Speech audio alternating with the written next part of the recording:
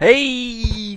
Bonjour tout le monde! Aujourd'hui, petite vidéo avec un peu particulière puisque je vais vous faire une vidéo ce qui me paraissait intéressante, c'est-à-dire des fourmis quand on n'a pas de place. Donc je vais vous parler de quelques espèces que je connais et que je peux conseiller pour des petits espaces, c'est-à-dire que pour moi, toutes les espèces que je vais vous proposer, vous pouvez les maintenir dans un setup pour des colonies matures, hein. J'entends de 40 centimètres par 30 de haut. Donc en gros, un petit bout d'étagère, une petite place dans le salon, un petit bout dans la chambre, par exemple si vous êtes des petits jeunes, un bout de bureau ou autre, c'est tout à fait possible. Donc je vais vous parler de tout ça, je vais vous présenter quelques espèces qui sont pour moi de bons candidats. Donc première espèce dont je vais vous parler des Camponotus lateralis. Donc fourmis endémiques de chez nous, avec quand même de jolies couleurs comme vous pouvez le voir, puisqu'elles ont la tête rouge et noire. Donc l'avantage de cette fourmi là, c'est que déjà au niveau des conditions de maintenance, vous n'êtes pas forcément obligé de la chauffer, et elle est xérophile, c'est-à-dire qu'elle va totalement pouvoir vivre dans un nid sec à partir du moment où elle a un abreuvoir à disposition pour pouvoir s'abreuver. Donc cette Camponotus là, c'est pas une grosse espèce, hein, puisque les ouvrières, elle doit faire 6 mm à peu près, pour une jean qui doit faire 1 cm 2. Et l'avantage, c'est que les colos, en moyenne, elles font entre 500 et 1000 ouvrières à tout casser.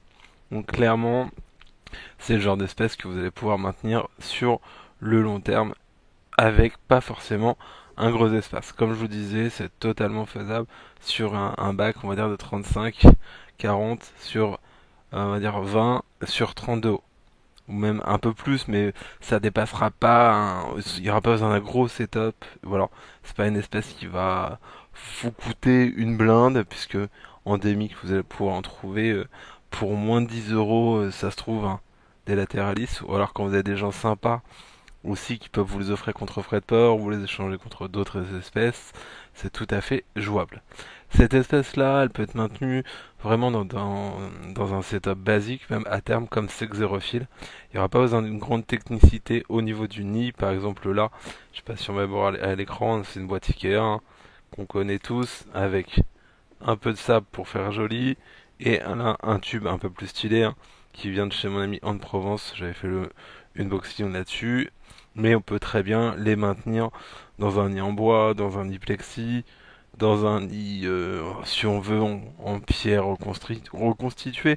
Donc vraiment, tout type de nid ira pour cette espèce. Elle aura juste besoin, effectivement, hein, donc un abreuvoir dans la DC et des liquides sucrés et un apport en insectes. Voilà. Mais ça, c'est une colonie totalement maîtrisable et gérable sur le long terme. Il n'y a aucun souci par rapport à ça. Voilà. Donc ça, il n'y a aucun souci. Je vous ai dit entre 500 et 1000, allez, 1500 grand max, les plus grosses colonies que j'ai pu voir ou dont on m'a fait des retours, c'était genre 1500 ouvrières, donc c'est totalement gérable. Ça, c'était la première espèce.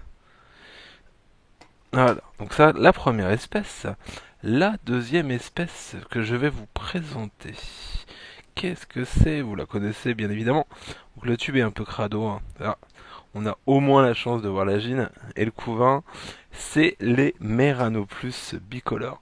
Donc c'est une espèce asiatique qui est assez récente, hein, dans le hobby, puisque on en parle depuis 2 3 ans, et là cette année elle est démocratisée. Ça se trouve assez relativement facilement. Après, faut être sûr que c'est pas du pillage, ça c'est moins facile.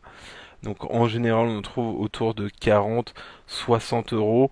Donc c'est quand même déjà un budget, hein. Comparé au Lateralis qu'on en trouve à 10 euros voire moins, c'est un petit budget. Mais l'avantage, donc c'est une fourmi qui sort un peu du commun. Alors malgré qu'elle soit molle, elle fourrage pas mal, hein. Franchement, je suis assez étonné. Après, c'est pas un foot de guerre, mais ça sort quand on leur donne à bouffer. Elles sortent dans la DC, elles sont toutes mignonnes. Et pareil, ça en général, ça dépasse pas les 500, les 1000 ouvrières. Donc pareil, hein, setup, comme je l'ai dit, c'est largement jouable. Dans un setup qui fait 30 par 20 par 30, setup définitif, hein, toujours. Là, quand je vous parle de setup, c'est vraiment le setup définitif. Donc là, pareil, hein, dans un salon, dans un, pardon, une étagère de bibliothèque, par exemple, dans un bureau, dans une chambre d'un jeune ou d'un ado, ça passe largement. Par contre, faudra les chauffer. C'est un peu l'inconvénient. Donc là, clairement, ce que j'ai pas parlé aussi, on va parler du setup, hein. Pour moi, toutes les espèces que je vais vous présenter, vous allez pouvoir les maintenir en achetant chez des professionnels. Attention, hein. Le setup, vous allez pouvoir en avoir pour un grand max de 100-150 euros en achetant chez des professionnels, hein. Si vous le faites vous-même, un setup définitif, pour 30 balles, hein, c'est fait, hein. Et un truc propre, hein, j'entends.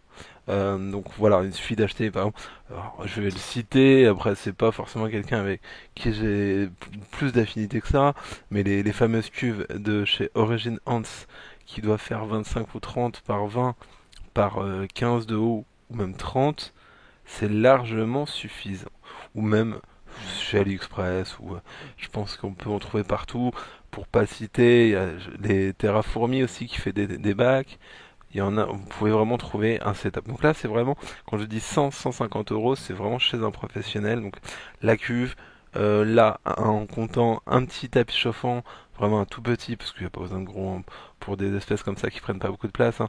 Prenez un petit tapis, genre un 7 watts, qui va faire, je sais pas, 5 cm par 7, donc ça va au petit, et un petit thermostat à 15 euros, on est largement dans les budgets. Et c'est des budgets en achetant chez des professionnels. Après, en le faisant nous-mêmes, quand je dis moins de 50 euros, c'est faisable. Et peut-être 60-70 avec le chauffage de thermostat, parce que ça, vous pourrez pas le faire vous-même. Il faut quand même, surtout pour le thermostat, prendre de la qualité. Donc ça, c'était la deuxième espèce que je peux vous proposer dans fourmis quand t'as pas de place. C'est une espèce qui est vraiment intéressante. Voilà. Après, qu'est-ce que je vais vous proposer d'autre? Attention, vous les connaissez, en plus il y a une vidéo. Je crois que c'est la dernière vidéo que j'ai faite là-dessus, sur les Camponotus fetchenkoi. Donc là, je vais décrocher le trépied, excusez-moi, je ne suis sûr de rien. Donc là, on est en présence d'une colonie mature. Donc qui va pas forcément se développer plus. Alors si, peut-être 100-200 oreilles à tout casser, et on sera bien. Donc là, la mise au point, elle a chié, on va plutôt partir sur le nid. Donc vous voyez le nid, voilà. Donc clairement, pareil, hein, cette bestiole-là, elle va faire entre 1500 et 3000 ouvrières max de ce que j'ai vu, contrairement aux fiches où on nous disait oui, oui, ça dépasse pas les 500 ouvrières. Non, non. Là, je les ai largement dépassées avec la mienne, et elle se développe bien, et c'est pas pour autant une foudre de guerre. Donc ça, c'est l'avantage de cette petite espèce là, bah, c'est que c'est une espèce sympatoche, hein, avec des couleurs qu'on voit pas partout. L'inconvénient, c'est qu'en fondation c'est assez timide. On en trouve à pas cher en général.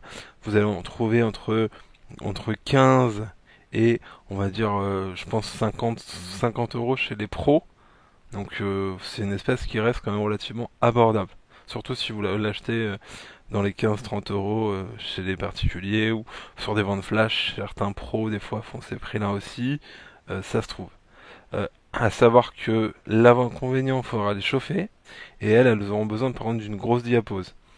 Voilà, donc une grosse diapose à l'endémique sur entre moi je les descends entre 6 et 8, mais j'ai des gens qui ont également cette espèce, qui la descendent entre 15 et 12 degrés. Donc ça peut encore se faire si vous n'avez pas forcément un espace dédié, soit si vous avez une cave, ou même éventuellement chez vous, si vous n'avez pas de chauffage au sol, vous la mettez en bas d'une penderie par exemple, où la température va être plus dans les alentours des 16-17 degrés, hein, ou une pièce un peu plus fraîche.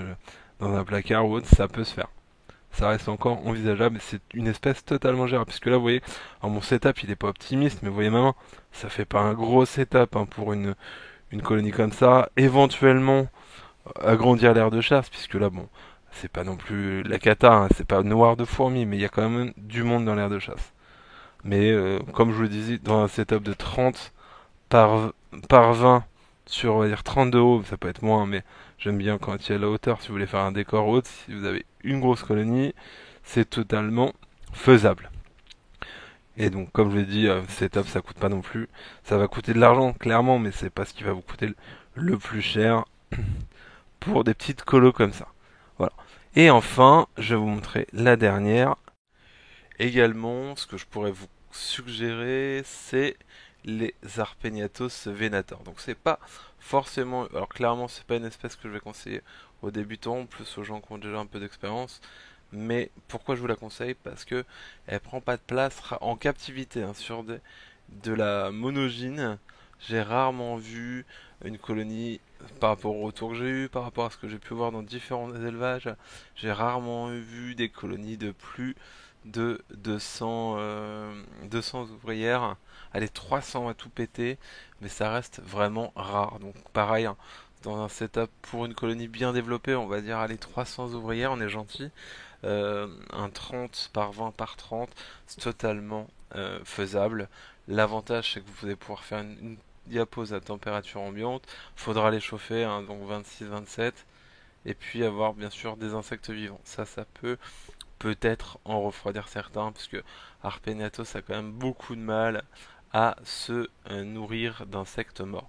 Par rapport aux Harpeniatos, le problème c'est qu'il y a beaucoup de pillage, c'est compliqué quand même d'avoir une colonie propre. En général, on trouve entre 60 et 120 euros en fonction si c'est un pro, un particulier, etc. Mais on va dire pour quelque chose de stabilisé, on va couper la poire en deux, compter 90 euros pour une fondation avec une gine, du couvain et une quinzaine d'ouvrières. Voilà. Ce que je peux vous dire par rapport à ça, ça peut être une bonne candidate également. Et enfin, donc une autre espèce que je pourrais vous conseiller si vous n'avez pas de place, qui reste, alors qui est un peu plus galère en ce moment à trouver, c'est les Pseudo-Neponera rufipes, également en captivité. J'ai rarement eu d'écho de colonies de plus de 300-400 ouvrières. Donc dans un bac comme ça serait juste ce qu'il faut. Après, si vous avez plus grand, c'est mieux, hein. Mais donc ce bac là, il doit faire effectivement 25 par 15 sur 15 de haut. Et avec un nid que j'ai intégré, un qui vient de chez Artformy, je sais pas si il y en a qui se rappellent. Et on va vous montrer un petit peu tout ça. Voilà. Donc, voilà, on va vous faire un petit plan en même temps enfin un petit plan. On va essayer de vous montrer les fourmis quand même, c'est ce qu'il y a de plus cool quand on fait une vidéo sur les fourmis. C'est de montrer les fourmis. Ouais, c'est plutôt pas mal. Alors j'ai pas mal de cocons, je sais pas trop si ça éclot. J'ai du mal à me rendre compte. C'est de zoomer, mais comme c'est un peu sale au niveau des parois, pas toujours évident. Donc là, vous pouvez voir, c'est une espèce plutôt sympa. Alors, elle est plutôt timide, hein. Vous n'allez pas avoir euh, full activité, mais on en voit toujours une ou deux passer. Et ça mange bien. J'arrive même à les nourrir à la pince quand elles sont dans l'air de chasse. Je leur propose par exemple un petit verre de farine à la pince, elles le prennent sans problème. Je vais essayer de donner ce qu'on on ne voit strictement rien de propre. Voilà, donc là on peut voir aussi une ouvrière, je sais pas si on va bien la voir comme ça peut-être. Une ouvrière avec une larve qui est en train de la nettoyer, j'imagine. Mais voilà, donc ça c'est totalement aussi gérable. Alors certes c'est une ponérine, hein. C'est une espèce qui pique, mais déjà elle va pas chercher à vous agresser directement. Ça va plus chercher à fuir qu'autre chose. Et ça peut être pour moi un bon candidat. Également, j'en profite puisque je suis sur ce bac là. Pour ceux qui ont suivi un petit peu l'histoire, j'ai tenté une cohabitation avec les Acantho Myrmex thailandsis.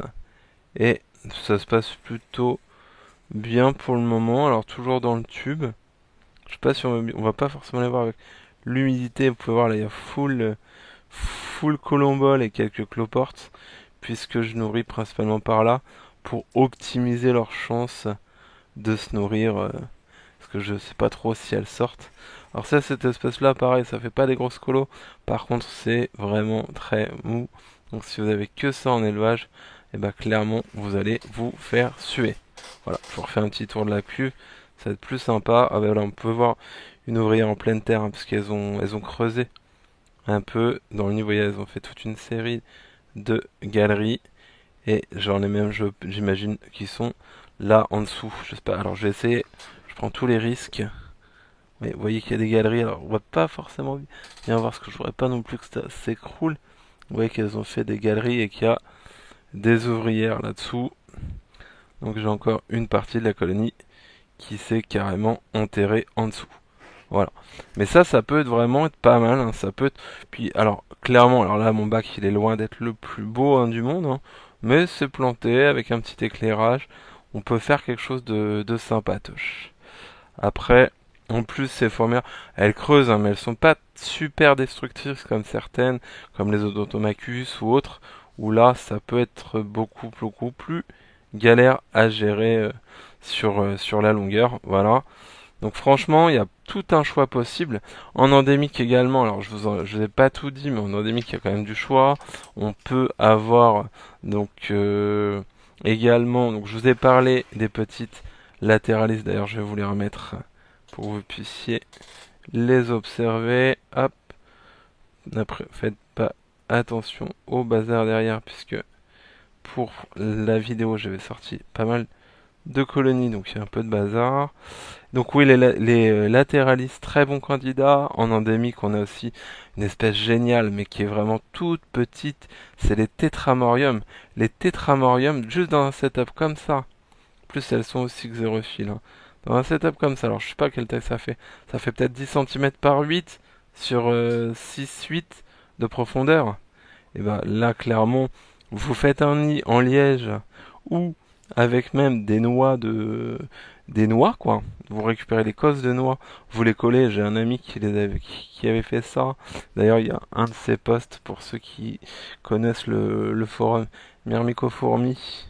Il avait fait un post là-dessus. Bah là, vous pouvez maintenir une colonie mature puisque les Ténothorax en général, ça dépasse rarement les 300, 400 ouvriers, hein. C'est vraiment très rare. C'est vraiment une espèce toute petite. Ça prend pas de place. Il y a également alors Camponotus truncatus qui est maintenant passé sous Calobopsis truncata, hein, si je ne vous dis pas de bêtises, qui peut être aussi un bon candidat puisque elle va rarement passer les 400, 500 rires, c'est rare. Et en plus, l'avantage de cette espèce-là, c'est que les majeurs sont vraiment incroyables avec une tête carrée. En général, dans la nature, ils bouchent l'entrée du nid. Ça nidifie dans le bois aussi, hein. Dans le bois, dans des noix de Galles, on peut en trouver un peu partout. Voilà. Donc il y a quand même pas mal d'espèces et il y en a d'autres, hein. Je suis sûr que j'en oublie plein. Là, je vous ai parlé vraiment de celles que je connaissais et dont je suis sûr de ce que ça va donner adulte, hein, clairement. Mais je suis sûr qu'il y a encore plein d'espèces. Mais on peut élever effectivement des espèces qui ne soient pas trop envahissantes en termes de place, en termes de budget, en termes de nourriture. C'est tout à fait possible.